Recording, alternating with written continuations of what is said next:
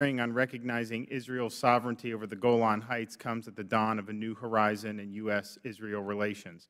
The Trump administration has proven to be a staunchly pro-Israel administration.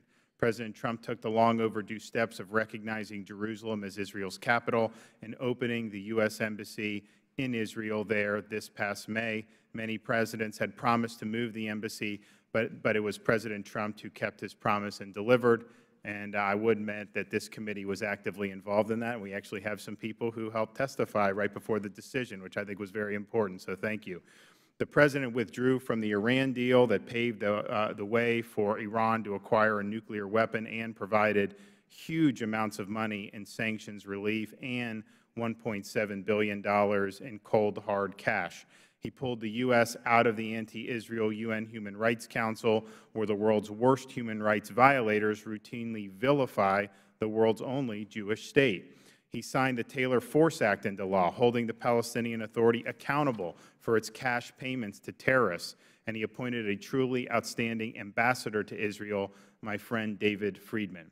The President now has the opportunity to take another major step to advance American interests and to fortify the U.S.-Israel relationship by recognizing Israeli sovereignty over the Golan Heights.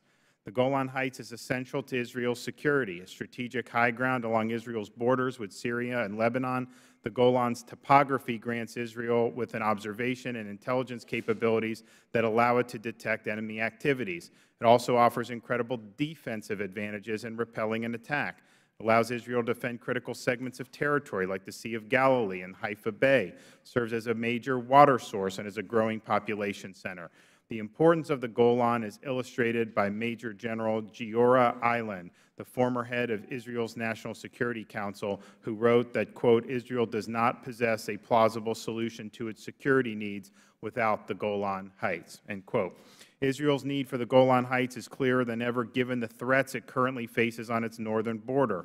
Iran has escalated its aggression against the Jewish state to unprecedented levels in recent months, launching direct attacks on Israel from Syria. In May, Iranian forces in Syria fired approximately 20 rockets at Israeli military positions in the Golan Heights. In February, Iran sent an armed drone into Israeli airspace.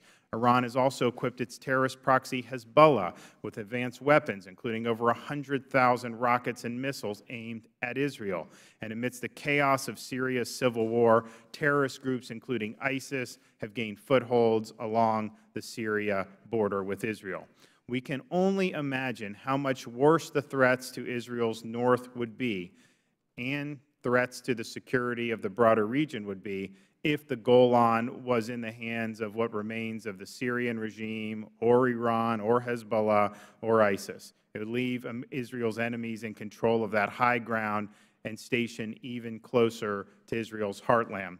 Now, this past weekend, we saw Hamas launch nearly 200 rockets at Israel, a stark reminder of the consequences of Israel's withdrawal from Gaza. Hamas's latest attack demonstrates why it's so important that Israel keep the Golan Heights. In Syria, Bashar al-Assad's government has launched a ruthless campaign to retake the country's south, backed by Iran and Russia. The Syrian dictator has slaughtered his own people in his desperate bid to cling to power. Countries including the United States, Britain, France, Germany, and Canada, as well as the UN, have all made clear that the Assad regime has no legitimacy. The U.S. should push back against Assad and Iran and Russia's expanding influence.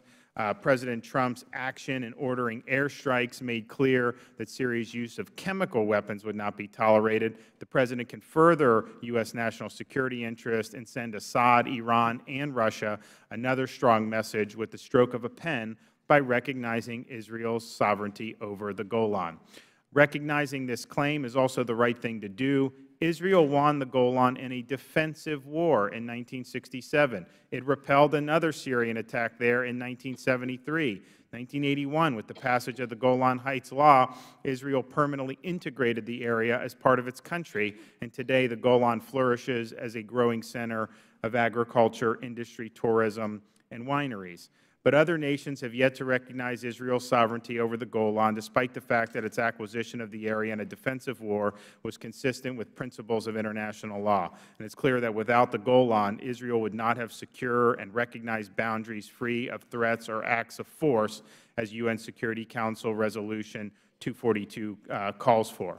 By recognizing the Golan as part of Israel, the U.S. would send a clear message that Syrian belligerence will not be rewarded and that Israel's victory over its aggressor has consequences. As Prime Minister Netanyahu said, the time has come after 50 years for the international community to acknowledge that the Golan Heights will permanently remain under Israeli sovereignty and that whatever happens on the other side of the border, that line is not going to change.